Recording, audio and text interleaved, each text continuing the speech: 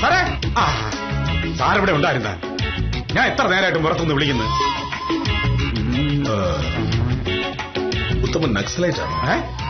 എന്താ ഉത്തമൻ ഒരു ഇടത് തീവ്രവാദിയാണോ എന്ന്? ഞാനൊരു കമ്മീഷൻ തീവ്രവാദിയാണെന്ന് നാട്ടുകാർ പറയുന്നുണ്ട്. പക്ഷെ സാർ ഇപ്പൊ പറഞ്ഞതുപോലുള്ള ചീത്തപ്പേരൊന്നും എനിക്കില്ല. എന്താ സാറേ പ്രശ്നം? സാറേ, ഇവിടെ ഭാമ നക്സലൈറ്റ് ആയെന്നൊരു സംശയം. സാറിന് വല്ലതും കിട്ടിയാ? എന്ത്? അടി? അതല്ല, പിന്നെ നാട്ടിലുള്ള സർക്കാർ ഉദ്യോഗസ്ഥന്മാരെ മുഴുവൻ മര്യാദ പഠിപ്പിക്കണമെന്ന് പറഞ്ഞിട്ടാണ് അവൾ നടക്കുന്നത്. ഇലക്ട്രിസിറ്റി ഓഫീസിലേക്ക് ഫോൺ ചെയ്തിട്ട് അവിടെയുള്ളവരെ വെറുതെ ചീത്ത വിളിക്കുന്നു. വെറുതെ ചീത്ത വിളിക്കുക? വെറുതെ അല്ല, പിന്നെ ഇന്നലെ രാത്രി മുതൽ ഇവിടെ കറണ്ടില്ല.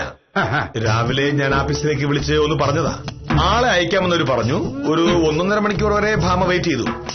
അത് കഴിഞ്ഞ് വിളിച്ചിട്ട് ചീത്തയുടെ പൂരം. അതാണ് കാര്യം. അതെങ്ങനെയാണ് സാറേ വക്കീലിനെ കുറ്റം പറയുന്നത്? എങ്ങനെയാ? രാവിലെ ഈ നേരത്തൊക്കെ കറണ്ട് ഇല്ലാതിരുന്നുള്ള അവസ്ഥ പെണ്ണുങ്ങൾക്കില്ലേ അറിയാവൂ? സാറിന് ഇറങ്ങാൻ നേരം കാപ്പിയും ചായയും കൊണ്ടുപോകാനുള്ള ചോറും ഇതെല്ലാം വേണ്ടേ? പെണ്ണുങ്ങൾ സ്വാഭാവികമായിട്ട് തെറി വിളിച്ചു പോകും. നടപ്പ് മോഹനേട്ടന്റെ കൂടെയാണെങ്കിലും ഉത്തമന് വിവരമുണ്ട്. നാട്ടിലുള്ള സകലരെയും മര്യാദ പഠിപ്പിക്കും വില്ലേജ് ഓഫീസർ. റോഡിന്റെ ഇടതുവശത്തൂടെ നടന്നുപോയ ഒരാളോട് കാൽനടക്കാർ ഉപയോഗിക്കേണ്ടത് വലതുവശമാണെന്ന് മിനിങ്ങാന്ന് ഒരാളോട് പറഞ്ഞു മനസ്സിലാക്കുന്ന കണ്ടു. വില്ലേജ് ഓഫീസർ കണക്കിൽ നിയമങ്ങളൊക്കെ സാധാരണക്കാരന് മാത്രം അനുസരിക്കാനുള്ളതാണ്. ഉദ്യോഗസ്ഥന്മാർക്ക് എന്തുവാവാം. അതുപോട്ട് വക്കീല് വിളിച്ചിട്ട് ഇലക്ട്രിസിറ്റി ബോർഡിൽ എന്തോന്ന് പറഞ്ഞു? അവർക്ക് മനസ്സുള്ളപ്പോ വരുമെന്ന്. അങ്ങനെ പറഞ്ഞ ആരാണേലും ചീത്ത വിളിക്കില്ലേ? പിന്നല്ലാതെ. അല്ല പിന്നെ സാറേ, ഞാൻ ഒരു കാര്യം പറയട്ടെ. ഈ കറണ്ടില്ലാത്തത് പുറത്തെ പ്രശ്നം കൊണ്ടാവണമെന്നില്ല. അതെങ്ങനെ ഉത്തമന് മനസ്സിലായി? ഞാൻ വരുന്ന വഴിക്ക് അപ്പുറത്തെ വീട്ടിലെ കറണ്ട് മാത്രമല്ല, ആ വലതുവശത്തെ സ്ട്രീറ്റിൽ ഇപ്പോഴും കത്തി കിടക്കുന്നു. സ്ട്രീറ്റ് ലൈറ്റ് കത്തി കിടക്കുന്നു. എന്നിട്ട് ഉത്തമൻ വിളിച്ച് ഇലക്ട്രിസിറ്റി ബോർഡ് പറഞ്ഞില്ലായിരുന്നോ? എന്തിന്? ഇതൊക്കെ വിളിച്ചു പറയലാണ് എന്റെ ജോലി. എനിക്ക് വേറെ ജോലിയുണ്ട് സാറേ. സാറേ ഞാൻ പറയട്ടെ, കുഴപ്പം ഇവിടെ തന്നെയായിരിക്കും. കുഴപ്പം എവിടെയാണെങ്കിലും ബോർഡിൽ നിന്ന് ആരെങ്കിലും വന്നെങ്കിലേ നന്നാക്കാൻ പറ്റൂ. അതൊക്കെ എന്തിനെ? ഇവിടുത്തെ ഫീസ് പോയതാണെന്നുണ്ടെങ്കിൽ അതൊന്ന് കെട്ടാ ഇനി പുറത്തുനിന്ന് ആള് വിളിക്കുന്നു. അല്ല, പക്ഷേ പ്രശ്നം ഇവിടെ ആണെങ്കിലല്ലേ? പ്രശ്നം എവിടെയായിട്ട് എന്താ കാര്യം? ഫ്യൂസ് കെട്ടാൻ വില്ലേജ് ഓഫീസർക്ക് അറിയില്ലല്ലോ. കരമടച്ചന്റെ റെസിറ്റ് എഴുതി കൊടുക്കാൻ മാത്രം പഠിച്ച ഒരാൾക്ക് എങ്ങനെ ഫ്യൂസ് കെട്ടാൻ പറ്റും? ആര് പറഞ്ഞു എനിക്ക് ഫ്യൂസ് കെട്ടാൻ അറിയില്ലെന്ന്? ഞാൻ കെമിസ്ട്രിയിൽ ഡിഗ്രി എടുത്തത് 1ാം ക്ലാസ്സിലാണ് എന്നുള്ള അറിയാം. ഈ കറണ്ടിനെയും ഫ്യൂസിനെയും കുറിച്ച് ഞാൻ ധാരാളം പഠിച്ചിട്ടുണ്ട്. പിന്നെ കത്തിയത് ഫ്യൂസാണെങ്കിൽ ഭീമനായിരിക്കും. അല്ല, പിന്നെ കെട്ടുന്നത് മോഹനേശനായിരിക്കും. അയ്യോ, മോഹനേട്ടൻ ഫ്യൂസ് കെട്ടാനോ? നിന്നെ കെട്ടി എനിക്കൊരു ഫ്യൂസ് കെട്ടാൻ ഒരുപാട്. കറണ്ടിന് നിന്നെക്കാളും മര്യാദയുണ്ട്. വേണ്ടി വന്നാ കറണ്ട് അടിച്ച് അപ്പൊ തന്നെ ഇത് എത്തുമായിരിക്കും. ഇങ്ങനെ പിറകെ നടന്ന് ശല്യപ്പെടുത്തില്ലല്ലോ. ഉത്തരം വരൂ. എന്തിനാ കൂടാ? ഒരു ധൈര്യത്തില്ല. നടന്നോളൂ. പൊക്കോ, പോയിട്ട് വരാനാക്കില്ലേ?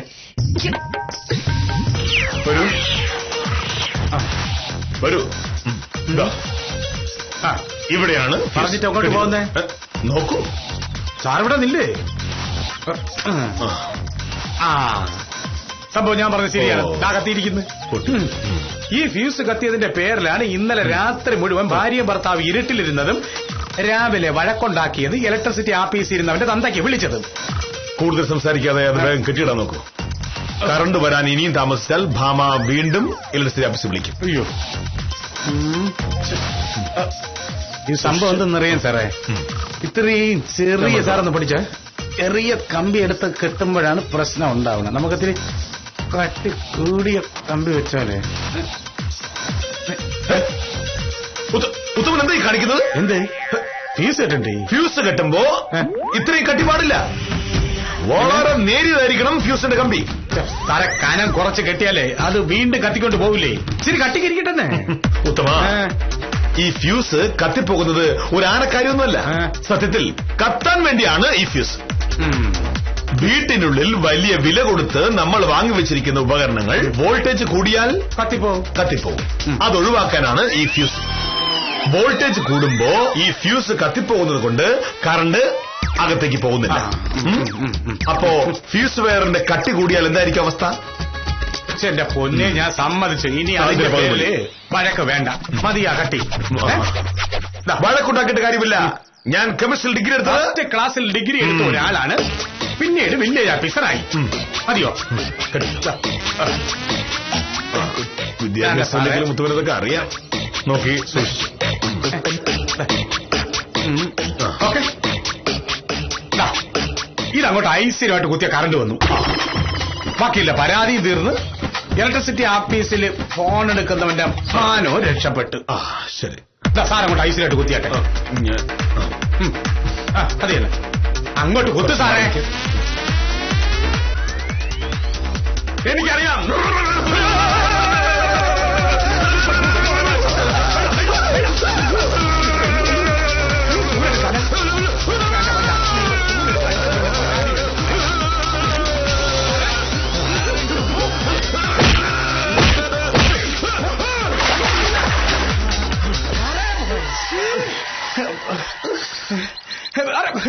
പക്ഷേ ഇത് കൊത്ത ശരിയല്ല.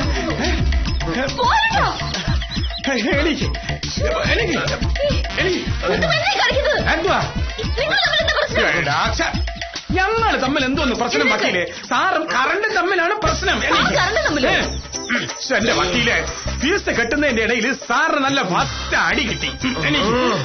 ഫ്യൂസ് കെട്ടിപ്പിടിച്ച് ഇങ്ങനെ വെളിച്ചപ്പാടിനെ പോലെ തുള്ളിക്കൊണ്ടിരുന്നപ്പോ ഞാൻ ഇത് ഇട്ടൊരെണ്ണം കൊടുത്തു.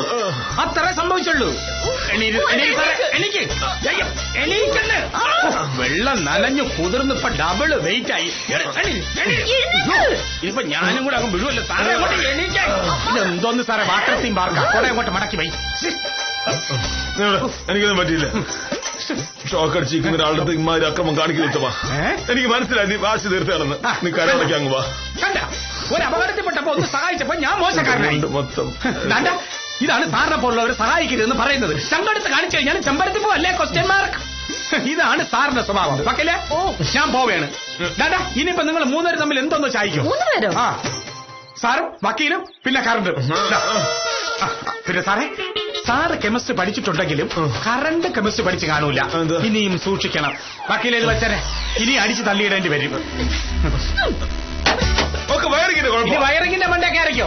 മീറ്റർ ബോക്സ് മാത്രമേ പുതിയതായിട്ടുള്ളൂ. വയറിംഗ് എല്ലാം പഴയതാ. മര്യാദയ്ക്ക് ഞാൻ പറഞ്ഞതല്ലേ ഇലക്ട്രിസിറ്റി പോയി നാളെ വരുത്താന്ന്. അപ്പോ ഉത്തമന്റെ വാക്ക് കേട്ട് ഫ്യൂസ് ഇട്ട് ഇറങ്ങി തിരിച്ചല്ലേ? ഇനി എന്ത് ചെയ്യും? ഇലക്ട്രിസിറ്റി ഓഫീസ് ആരെങ്കിലും വരട്ടെ. വിളിച്ചാലോ? നീയാ? നീ വിളിക്കണ്ട, ഞാൻ വിളിച്ചോളാം. നല്ല കോല. സ്വയം പര്യാപ്തത പ്രോത്സാഹിപ്പിക്കപ്പെടേണ്ട ഒരു കാര്യം തന്നെയാണ്. കത്തിപ്പോയ ഫ്യൂസ് കെട്ടാൻ സർക്കാർ ഉദ്യോഗസ്ഥനായ ലൈൻമാൻ തന്നെ വരണമെന്ന് വാശി പിടിക്കാതെ അത് നേരിട്ട് ചെയ്യാൻ കാണിച്ച മനസ്സിനെ നമുക്ക് ബഹുമാനിക്കാം. പക്ഷേ നമുക്കുള്ള ആ ബഹുമാനം കറണ്ടിനില്ലാതെ പോയതാണ് മോഹനകൃഷ്ണന് വിനയായത്. ഈ പ്രശ്നം ഇവിടം കൊണ്ട് തീരാത്തതിനാൽ ഇതിന്റെ ബാക്കിയുമായി കാര്യം നിസ്സാരം നാളെ രാത്രി 9 മണിക്ക്.